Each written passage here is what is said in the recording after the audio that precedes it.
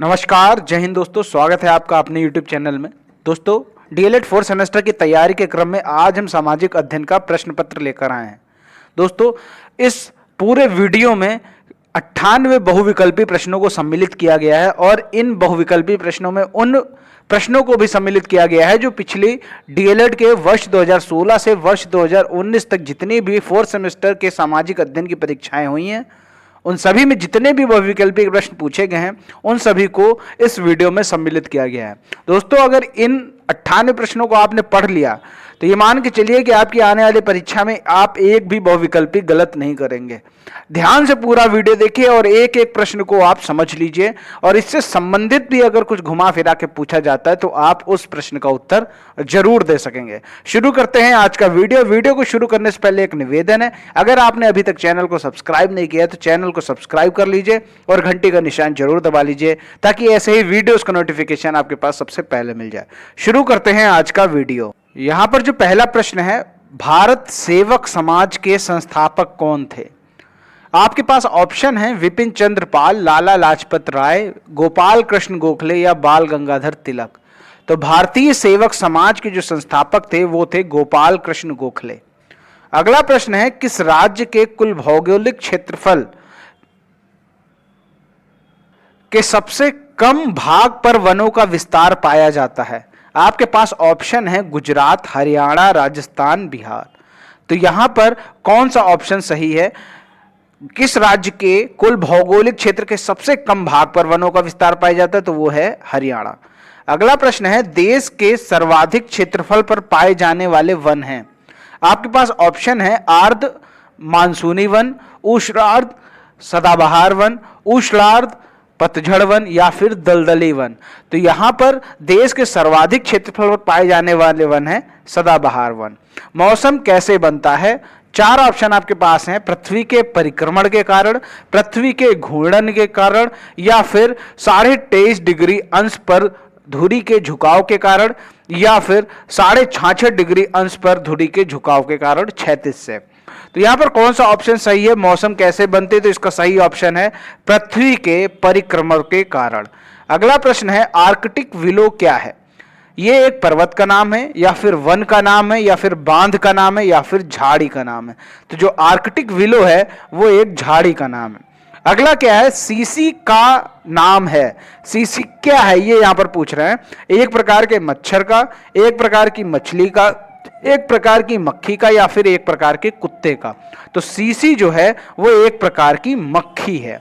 अगला प्रश्न है, मलेरिया की दवा कुनैन बनाई जाती है, किससे बनाई जाती है? मदार के पत्तों से, भांग के पत्तों से, नीम के वृक्ष की छाल से या फिर सिनकोना वृक्ष की छाल से।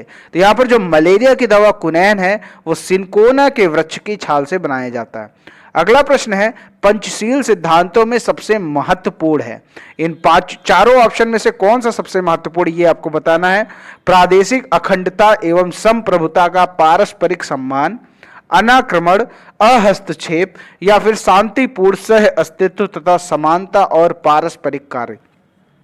पंचशील सिद्धांतों में सबसे ज्यादा जो महत्वपूर्ण है वो है शांतिपूर्ण सह अस्तित्व तथा समानता और पारस्परिक कार्य।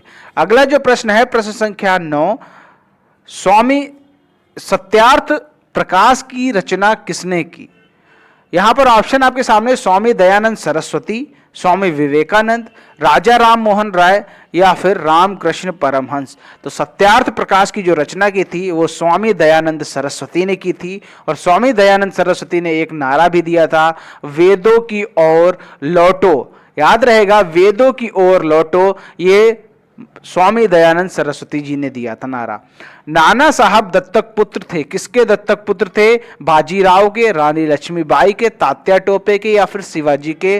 तो नाना साहब दत्तक पुत्र थे बाजीराव के। अगला प्रश्न है, हिंदुस्तान सामाजिक स्वाधीनता संगठन का गठन किसके द्वारा किया गया था? यानी जिसको हम लोग पहले भी पढ़ चुके हैं, हिंदुस्तान रिपब्लिकन एसोसिएशन का गठन किसके द्वारा किया गया था? चंद्रशेखर आजाद, राम प्रसाद बिस्मिल, भगत सिंह या फिर राजगुरु। देखिए यहां पर ये चारों इसके सदस्य थे, लेकिन जो संगठन का गठन किया गया था वो राम प्रसाद बिस्मिल के द्वारा किया गया था। बंदी जीवन पुस्तक के लेखक कौन है? भगत सिंह, चंद्रशेखर आजाद, राजगुरु, सचिंद्र नाथ सान्याल। तो यहां पर बंदी जीवन के जो लेखक हैं वो हैं सचिंद्र नाथ सान्याल। अगला यहां पर जो प्रश्न है, स्वतंत्रता प्राप्ति के समय पांडिचेरी किसके कब्जे में था? स्वतंत्रता प्राप्ति के समय जो पांडिचेरी था वो किसके कब्जे में था? पुर्तगाल, इंग्लैंड की महारानी, फ्रांस, ईस्ट इंडिया कंपनी। तो यहां पर जो सही उत्तर है, जो पांडिचेरी था वो पुर्तगाल के कब्जे में था, क्योंकि आपको मालूम होना चाहिए पुर्तगाली जो थे वो सबसे पहले आए थे और सबसे आखिरी में गए थे। 2001-2011 की जनगणना के अनुसार उत्तर प्रदेश की जनसंख्या में कितने प्रतिशत की दशकीय वृद्धि रही है? 21.54, 25.61, 20.09 या फिर 25.4%। यानी 2001 में जितनी जनसंख्या थी, फिर बढ़कर 2011 में कितने जनसंख्या वृद्धि हुई है, कितने प्रतिशत की वृद्धि हुई है? वो है आपका 20.09। अगला प्रश्न है, भारतीय अर्थव्यवस्था के पिछड़ेपन का सर्वप्रथम कारण क्या है? कृषि पर अत्यधिक निर्भरता, भारतीय उद्योगों का अल्प विकास, देश की विशाल जनसंख्या, औद्योगिक रुग्णता। तो यहां पर भारतीय अर्थव्यवस्था के पिछड़ने के ये चारों कारण है, लेकिन यहां पर जो प्रमुख कारण है वो है देश की विशाल जनसंख्या। देखिए, जितना देश की संसाधन है उस हिसाब से देश की जो जनसंख्या है वो काफी ज्यादा है। इस कारण हम लोग जो अर्थव्यवस्था के मामले में काफी ज्यादा पिछड़े हैं। संयुक्त राष्ट्र संघ की स्थापना कब की गई? 22 जुलाई 1945, 24 अक्टूबर 1945, 24 अक्टूबर 1946, 14 सितंबर 1948। तो संयुक्त राष्ट्र संघ की जो स्थापना की गई वो 24 अक्टूबर 1945 में की गई। अगला प्रश्न है, प्राण एवं दैहिक स्वतंत्रता की गारंटी कौन सा अनुच्छेद होता है? अनुच्छेद 27, अनुच्छेद 25, अनुच्छेद 20 या फिर अनुच्छेद 21। तो प्राण एवं दैहिक स्वतंत्रता की गारंटी अनुच्छेद 21 देता है। अगला है, हिमालय पर्वत की सर्वोच्च चोटी कौन सी है? एवरेस्ट, कंचनजंगा, गॉडविन ऑस्टिन या फिर नंदा देवी। तो हिमालय पर्वतमाला की सर्वोच्च चोटी है एवरेस्ट। अगला जो यहां पर प्रश्न है, कौन सा तत्व किसी स्थान विशेष की जलवायु को प्रभावित नहीं करता है? यह बीटीसी 2017 में पूछा गया प्रश्न है। कौन सा तत्व किसी स्थान विशेष की जलवायु को प्रभावित नहीं करता है? पर्वतों की स्थिति, भूमध्य रेखा से दूरी, खनिज संपदा या फिर प्राकृतिक वनस्पति। जलवायु को प्रभावित नहीं करता है वो है खनिज संपदा। खनिज संपदा से जलवायु का कोई लेना देना नहीं होता। भारत छोड़ो आंदोलन कब प्रारंभ किया गया? 1946, 1942, 1930 या फिर 1932। तो भारत छोड़ो आंदोलन 1942 में प्रारंभ किया गया। अगला प्रश्न है, गांधी जी ने दक्षिण अफ्रीका से लौटने के बाद प्रथम सफल सत्याग्रह आंदोलन कहां प्रारंभ किया? आपके पास ऑप्शन है डांडी, खेड़ा आंदोलन, बारदोली आंदोलन या फिर चंपारण आंदोलन। गांधी जी ने दक्षिण अफ्रीका से लौटने के बाद प्रथम जो सफल सत्याग्रह था वो बिहार में हुआ, जो कि चंपारण आंदोलन के नाम से जाना गया। अगला प्रश्न है, थियोसॉफिकल सोसाइटी का निम्नलिखित में से किससे विशेष संबंध रहा है? सविनय अवज्ञा आंदोलन, बहिष्कार एवं स्वदेशी, असहयोग आंदोलन या फिर होम रूल। तो थियोसॉफिकल सोसाइटी का होम रूल से काफी संबंध रहा है, क्योंकि थियोसॉफिकल सोसाइटी के जो भारत में प्रचार प्रसार करने का जो जिम्मेदारी थी, या हम कह सकते हैं इसके जो प्रमुख थे भारत में, वो थी एनी बेसेंट। और एनी बेसेंट होम रूल की भी संस्थापक रही हैं। तो यहाँ पर थियोसॉफिकल सोसाइटी और होम रूल का विशेष संबंध रहा है। अगला जो प्रश्न है, वायुमंडल का सर्वाधिक भार किस मंडल पर होता है? वायुमंडल का सर्वाधिक भार किस मंडल पे होता है? क्षोभ मंडल, समताप मंडल, आयन मंडल, ओजोन मंडल। तो आपको ये मालूम होगा कि वायुमंडल की जितनी भी गतिविधियां होती हैं वो क्षोभ मंडल में होती हैं। तो यहां पर वायुमंडल का जो भार सर्वाधिक होगा वो क्षोभ मंडल पर होगा। भारत के उत्तरी राज्यों में शीत ऋतु में वर्षा किस प्रकार की होती है? संवहनीय, मानसूनी, चक्रवातीय या पर्वतीय। तो यहां पर भारत के जो उत्तरी राज्यों में शीत ऋतु में जो वर्षा होती है वो होती है पर्वतीय। अगला प्रश्न है, उत्तर प्रदेश की निम्न परियोजनाओं में से कौन सी पेयजल परियोजना नहीं है? गोकुल बैराज परियोजना, ज्ञानपुर पंप नहर परियोजना, लवकुश गंगा बैराज परियोजना या फिर आगरा बैराज परियोजना। तो यहां पर जो उत्तर प्रदेश की ये जो परियोजनाएं लिखी हैं, इसमें से जो पेयजल परियोजना नहीं है वो है ज्ञानपुर पंप नहर परियोजना। ये पेयजल परियोजना नहीं है, बाकी की जो तीनों हैं वो पेयजल परियोजना है। उत्तर प्रदेश के दिया सलाई उद्योग का प्रमुख केंद्र है सहारनपुर, मुरादाबाद, मिर्जापुर या फिर बरेली। तो दिया सलाई उद्योग का प्रमुख केंद्र है बरेली। अगला प्रश्न है उत्तर प्रदेश का प्रमुख लोकगीत कौन सा है? बिरहा, धमार, ठप्पा या फिर डांडिया। तो यहां पर उत्तर प्रदेश का प्रमुख लोकगीत है विरहा, या जिसको हम लोग बिरहा कहते हैं। अगला जो प्रश्न है, लखनऊ में किस महिला नेत्री ने क्रांतिकारियों का नेतृत्व किया? तो जो 1857 की जो क्रांति हुई थी उसमें लखनऊ से किसने भाग लिया, यहां पर यह बताना है। बेगम हजरत महल, रानी लक्ष्मीबाई, रानी अवंतीबाई या फिर इनमें से कोई नहीं। तो यहां पर जो सही उत्तर है, लखनऊ से बेगम हजरत महल ने भाग लिया था, नेतृत्व किया था। रानी लक्ष्मीबाई आपको मालूम है जो कि झांसी से थी। अगला प्रश्न है, राजकुंवर संबंधित थे। राजकुंवर सिंह ने भी 1857 की क्रांति में एक जगह से नेतृत्व किया था, वो जगह थी बिहार के जगदीशपुर। तो यहां पर राजकुंवर जो संबंधित थे वो जगदीशपुर से संबंधित थे। जगदीशपुर पड़ता कहां है? वो बिहार में। स्वामी दयानंद सरस्वती ने आर्य समाज की स्थापना कब की? 1870 में, 1872 में, 1875 में या फिर 1880 में। तो आर्य समाज की स्थापना 1875 में की गई। साइमन कमीशन ने अपनी रिपोर्ट कब प्रस्तुत की? 1922, 1924, 1930, 28 या फिर 1930। रोलेट एक्ट जो बना था उसकी समीक्षा करने के लिए एक फॉरेन से एक कमीशन आया था जिसके अध्यक्ष साइमन थे, तो उसको साइमन कमीशन कहा गया। रोलेट एक्ट की जो प्रगति थी उसकी आख्या प्रस्तुत करनी थी, यानी साइमन कमीशन ने अपनी जो रिपोर्ट दी थी वो 1930 में रिपोर्ट प्रस्तुत की थी। अगला प्रश्न है, राष्ट्र मेरा धर्म है जनसेवा मेरी पूजा, ये मिशन किसका था? विपिन चंद्र पाल, गोपाल कृष्ण गोखले, लाला लाजपत राय, पंडित जवाहरलाल नेहरू का। तो राष्ट्र मेरा धर्म है जन सेवा मेरी पूजा, ये मिशन था लाला लाजपत राय का। देश बंधु किसे कहा जाता था? चित्तरंजन दास, मदन मोहन मालवीय, सुभाष चंद्र बोस या फिर मोतीलाल नेहरू। तो देश बंधु कहा जाता था चित्तरंजन दास को। अगला प्रश्न है, भारत के प्रथम उप प्रधानमंत्री कौन थे? BR अंबेडकर, सरदार वल्लभ भाई पटेल, गोविंद बल्लभ पंत, C राजगोपालाचारी। तो भारत के प्रथम उप प्रधानमंत्री थे सरदार वल्लभ भाई पटेल। किसी स्थान पर लंबे समय तक पाए जाने वाली मौसमी दशाओं को क्या कहते हैं? मौसम, जलवायु, ऋतु या फिर मानसून। किसी स्थान पर लंबे समय तक मौसमी दशाओं को हम लोग कहते हैं वहां की जलवायु।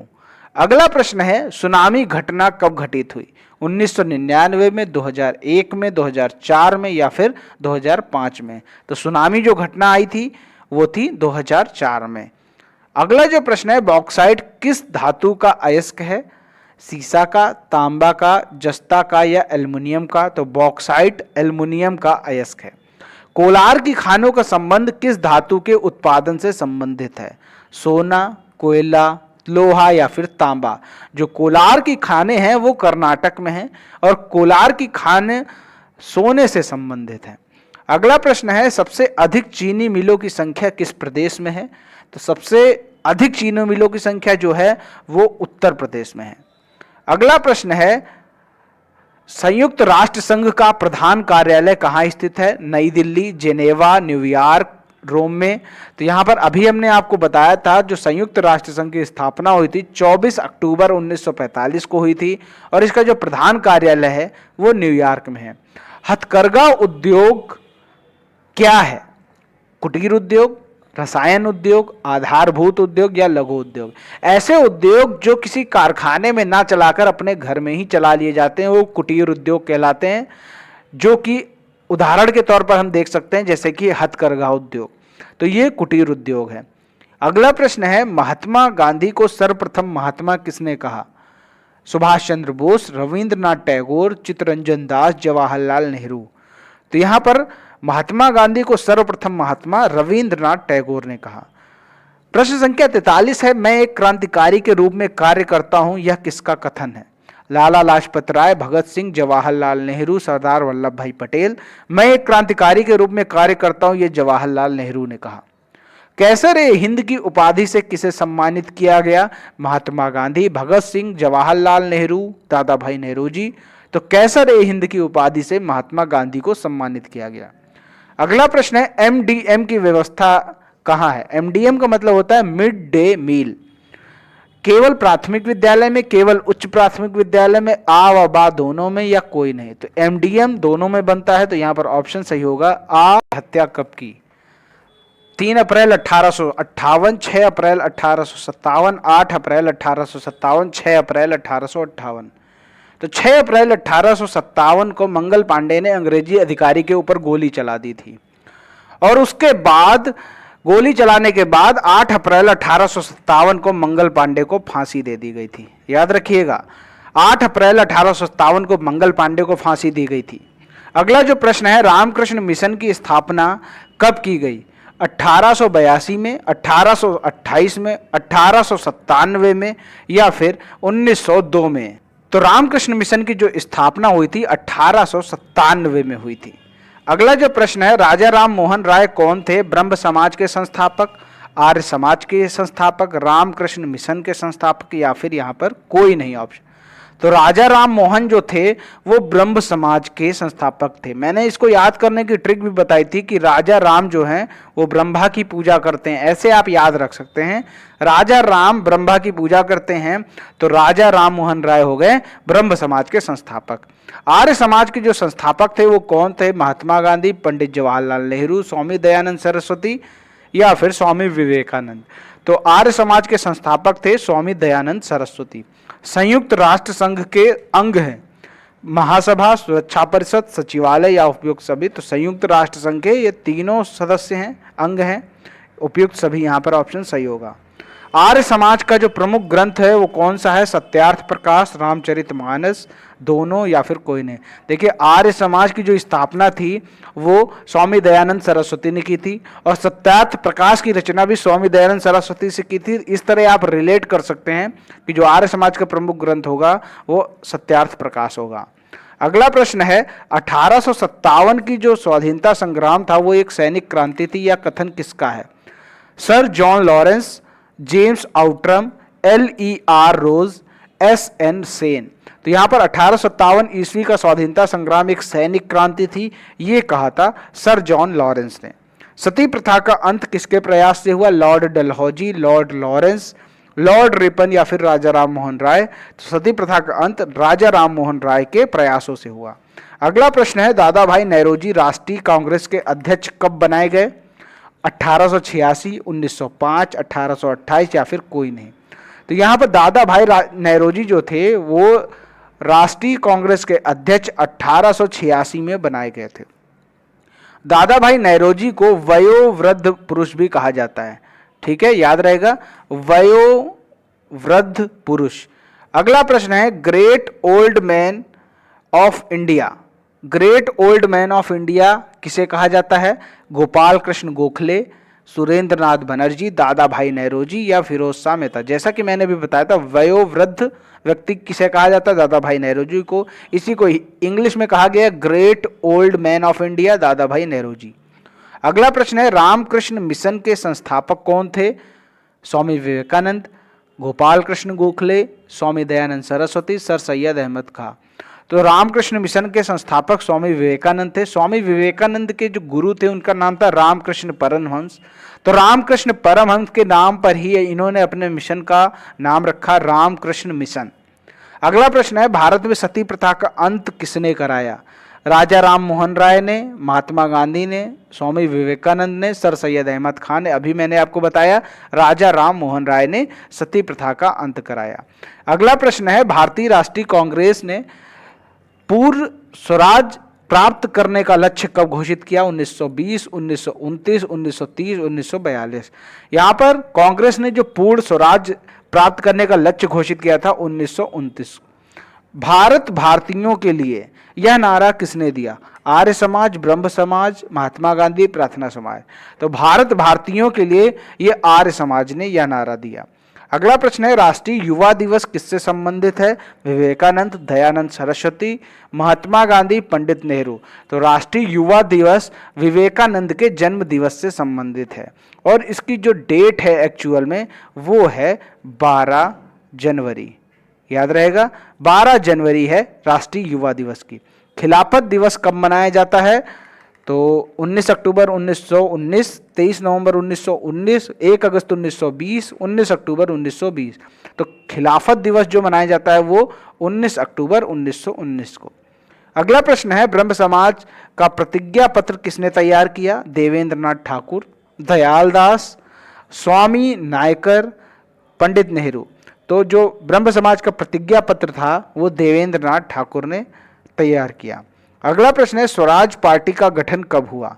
2 जनवरी 1923 को, 2 जनवरी 1924 को, 1 फरवरी 1923 को या फिर 1 जनवरी 1924 को। तो स्वराज पार्टी का जो गठन हुआ था 2 जनवरी 1923 को। खिलाफत आंदोलन की स्थापना कब और किसने की?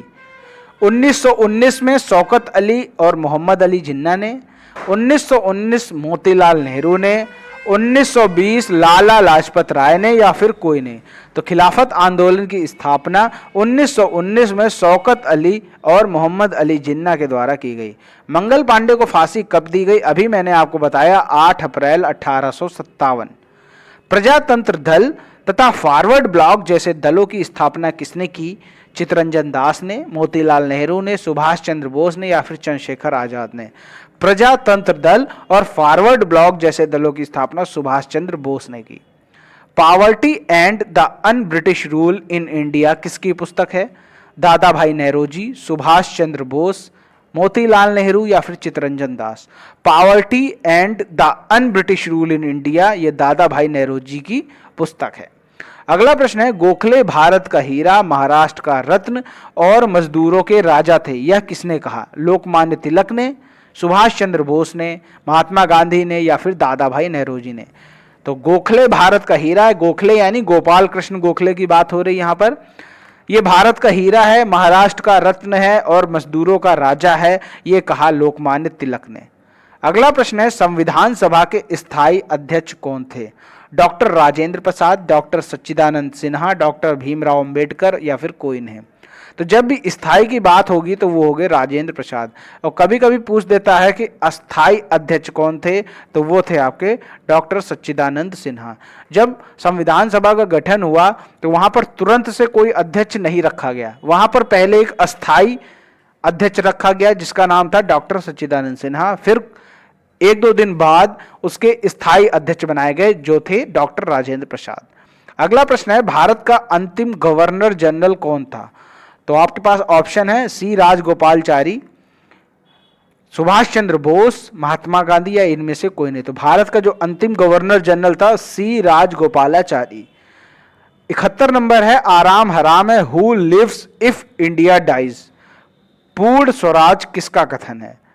आराम हराम है, who lives if India dies, पूर्ण स्वराज किसका कथन है? महात्मा गांधी, जवाहरलाल नेहरू, विनोबा भावे या फिर सरदार वल्लभ भाई पटेल। तो ये कथन है जवाहरलाल नेहरू का। अगला प्रश्न है, हे राम भारत छोड़ो किसका कथन है? पंडित नेहरू, जयप्रकाश नारायण, महात्मा गांधी, श्यामलाल गुप्ता। तो हे राम भारत छोड़ो महात्मा गांधी का कथन है। अगला प्रश्न है, स्वराज हमारा जन्मसिद्ध अधिकार है, ये किसका कथन है? लाला लाजपत राय, राम प्रसाद बिस्मिल, बाल गंगाधर तिलक या फिर इकबाल। स्वराज हमारा जन्मसिद्ध अधिकार है, इसे हम लेकर रहेंगे, ये कहा था बाल गंगाधर तिलक ने। मेरे सिर पर लाठी का एक एक प्रहार अंग्रेजी शासन के ताबूत की कील साबित होगा। ठीक है, ये किसका कथन है? इकबाल, लाला लाजपत राय, जवाहरलाल नेहरू, बाल गंगाधर तिलक। तो ये कथन है लाला लाजपत राय का, क्योंकि जब लाहौर में साइमन कमीशन के विरोध का नेतृत्व कर रहे थे लाला लाजपत राय, तो वहां पर सैंडर्स नाम के एक अधिकारी ने लाला लाजपत राय के ऊपर लाठियों से प्रहार किया, जिससे उनकी मृत्यु हो गई। और मृत्यु के pहले उन्होंने कहा था कि मेरे सिर पर लाठी का एक एक प्रहार अंग्रेजी शासन के ताबूत के कील साबित होगा। अगला प्रश्न है, गोखले के आध्यात्मिक और राजनीतिक गुरु कौन थे? गोखले यानी गोपाल कृष्ण गोखले। तो एम जी रानाडे, गोपाल कृष्ण गोखले, चित्तरंजन दास, जवाहरलाल नेहरू। तो गोखले के आध्यात्मिक और राजनीतिक गुरु थे एम जी रानाडे। मैं देश की मिट्टी से ही कांग्रेस से भी बड़ा आंदोलन खड़ा कर दूंगा, यह किसने कहा? महात्मा गांधी ने, पंडित नेहरू ने, लाला लाजपत राय ने या दादा भाई नेहरू ने? तो यह कहा था महात्मा गांधी ने कि मैं देश की मिट्टी से ही कांग्रेस से भी बड़ा आंदोलन खड़ा कर दूंगा। महात्मा गांधी के राजनीतिक गुरु कौन थे? गोपाल कृष्ण गोखले, सुभाष चंद्र बोस, देशबंधु चित्तरंजन दास या फिर कोई नहीं? तो महात्मा गांधी के जो राजनीतिक गुरु थे वो थे गोपाल कृष्ण गोखले।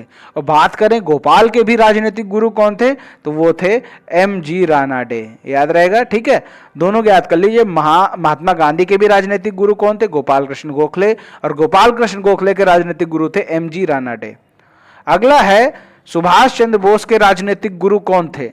गोपाल कृष्ण गोखले, देशबंधु चित्तरंजन दास, जवाहरलाल नेहरू या फिर कोई नहीं? तो सुभाष चंद्र बोस के राजनीतिक गुरु थे देशबंधु चित्तरंजन दास। सुभाष चंद्र बोस को सर्वप्रथम नेताजी किसने कहा? एडोल्फ हिटलर ने, एम जी रानाडे, गोपाल कृष्ण गोखले या फिर मोहम्मद अली जिन्ना? तो सुभाष चंद्र बोस को सर्वप्रथम नेताजी कहा एडोल्फ हिटलर ने। अगला प्रश्न है दिल्ली चलो, जय हिंद, तुम मुझे खून दो मैं तुम्हें आजादी दूंगा, ये सब किसके नारा थे? सुभाष चंद्र बोस, भगत सिंह, महात्मा गांधी या पंडित नेहरू? तो ये सारे जितने भी नारे हैं ये सुभाष चंद्र बोस के थे। गांधी इरविन समझौता कब हुआ? 5 मार्च 1931, 4 मार्च 1931, 3 मार्च 1931 या फिर कोई नहीं? गांधी इरविन समझौता 4 मार्च 1931 में हुआ। ये महात्मा गांधी और लॉर्ड इरविन के बीच में हुआ था। किसने आजाद हिंद फौज का गठन किया, पुनर्गठन किया? महात्मा गांधी, पंडित नेहरू, सुभाष चंद्र बोस, भगत सिंह? तो आजाद हिंद फौज का पुनर्गठन सुभाष चंद्र बोस ने किया। इंडियन एसोसिएशन की स्थापना किसने की? दादा भाई नेहरू जी, चंद्रशेखर आजाद, गोपाल कृष्ण गोखले या फिर सुरेंद्र नाथ बनर्जी? तो इंडियन एसोसिएशन की स्थापना दादा भाई नेहरू जी ने की। अगला प्रश्न है 1857 ईस्वी की क्रांति के लिए तिथि निश्चित की गई। 8 अप्रैल 1857, 31 मई 1857, 10 मई 1857 या फिर 1 जून 1857? 1857 की क्रांति के लिए 10 मई 1857 की तिथि निश्चित की गई। ब्रह्म समाज की स्थापना किसने की? देवेंद्र नाथ टैगोर, केशव चंद्र सेन, राजा राम मोहन राय, महादेव गोविंद रानाडे? तो यहाँ पर हमने बताया था जो राजा राम थे वो ब्रह्मा जी की पूजा करते, तो यहाँ पर ऑप्शन सही हो जाएगा। ब्रह्म समाज की जो स्थापना की वो राजा राम मोहन राय ने की। भारतीय राष्ट्रीय कांग्रेस का प्रथम अध्यक्ष कौन था? तो भारतीय राष्ट्रीय कांग्रेस का प्रथम अध्यक्ष आपके सामने ऑप्शन है दादा भाई नेहरू, वेमेश चंद्र बनर्जी, सुरेंद्र नाथ बनर्जी, फिरोज शाह मेहता? तो यहाँ पर राष्ट्रीय कांग्रेस का प्रथम अध्यक्ष था वेमेश चंद्र बनर्जी। चौरी चौरा कांड कहाँ हुआ था? गोरखपुर, लखनऊ, कानपुर, जौनपुर? तो चौरी चौरा कांड चौरी चौरा नामक स्थान पर हुआ था जो कि गोरखपुर उत्तर प्रदेश में है। अगला प्रश्न है फॉरवर्ड ब्लॉक की गठन किसने किया? जयप्रकाश नारायण, सुभाष चंद्र बोस, जवाहरलाल नेहरू और मौलाना अब्दुल कलाम आजाद? तो यहाँ पर मैं पहले भी बता चुका हूँ, फॉरवर्ड ब्लॉक की स्थापना सुभाष चंद्र बोस ने की। धन निष्कासन का सिद्धांत प्रतिपादित किया किसने? प्रतिपादित किया दादा भाई नेहरू जी, गोपाल कृष्ण गोखले, बाल गंगाधर तिलक, लाला लाजपत राय? तो जो धन निष्कासन का सिद्धांत का मतलब ये है कि जो भारत में धन इकट्ठा किया जा रहा है और उसको बाहर निष्कासित कर दिया जा रहा है, यानी जो अंग्रेज थे वो इंग्लैंड लेकर चले जा रहे थे भारत का धन, तो ये था धन निष्कासन का सिद्धांत। यहाँ पर ये जो सिद्धांत किसने प्रतिपादित किया? दादा भाई नेहरू जी ने। भारत में हरित क्रांति का जनक किसे कहा जाता है? तो भारत में हरित क्रांति का जनक कहा जाता है MS स्वामीनाथन ने। कभी कभी बोल देते हैं कि विश्व में हरित क्रांति का जनक किसे कहा जाता है, तो वो थे बोरलॉग। याद रहेगा, बोरलॉग। ठीक है, चलिए आगे देखते हैं। अगला जो प्रश्न है, उत्तर प्रदेश कितने मंडल में विभाजित है? 18, 19, 20, 21? तो उत्तर प्रदेश 18 मंडल में विभाजित है। निम्नलिखित में से कौन सी फसल खरीफ की फसल है? चना, सरसों, मूंग, मटर? तो खरीफ की बात यहां पर हो रही तो वो है मूंग। अगला प्रश्न है चरकुला ये चारकुला लिखा हुआ है, एक्चुअल में सही होता है चरकुला। चरकुला प्रमुख लोक नृत्य है बुंदेलखंड, ब्रजभूमि, अवध, पूर्वांचल। तो जो चरकुला है वो ब्रजभूमि यानी जो मथुरा में ये ज़्यादा विशेष रूप से इसका नृत्य होता है। अगला प्रश्न है, कैगा परमाणु ऊर्जा उत्पादक केंद्र भारत के किस राज्य, किस प्रदेश से संबंधित है? गुजरात, कर्नाटक, तमिलनाडु, केरल। तो कैगा संबंधित है कर्नाटक से। कैगा जो है वो कर्नाटक से संबंधित। विश्व पर्यावरण दिवस कब मनाया जाता है? 5 जून, 16 सितंबर, 22 मार्च, 6 जनवरी। तो विश्व पर्यावरण दिवस मनाया जाता है 5 जून को।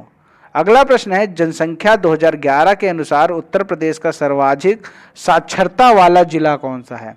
सर्वाधिक साक्षरता वाला जिला कौन सा ये बताना है। कानपुर, गौतम बुद्ध नगर, प्रयागराज, वाराणसी। तो सर्वाधिक साक्षरता वाला जिला है गौतम बुद्ध नगर। अगला प्रश्न है, भारत का सबसे लंबा राष्ट्रीय राजमार्ग कौन सा है? राष्ट्रीय राजमार्ग 1, राष्ट्रीय राजमार्ग 2, राष्ट्रीय राजमार्ग 7, राष्ट्रीय राजमार्ग 14।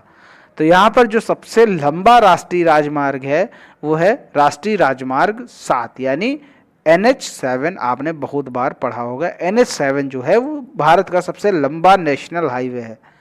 योजना आयोग के स्थान पर नीति आयोग की स्थापना कब की गई? तो आपको मालूम है श्री नरेंद्र मोदी जी के प्रधानमंत्री बनते ही योजना आयोग को खत्म करके नीति आयोग की स्थापना की गई थी। तो आप समझ सकते हैं कि नरेंद्र मोदी जी की सरकार किस सन में बनी? तो वो बनी थी वर्ष 2014 में। तो योजना आयोग के स्थान पर नीति आयोग की स्थापना वर्ष 2014 में की गई।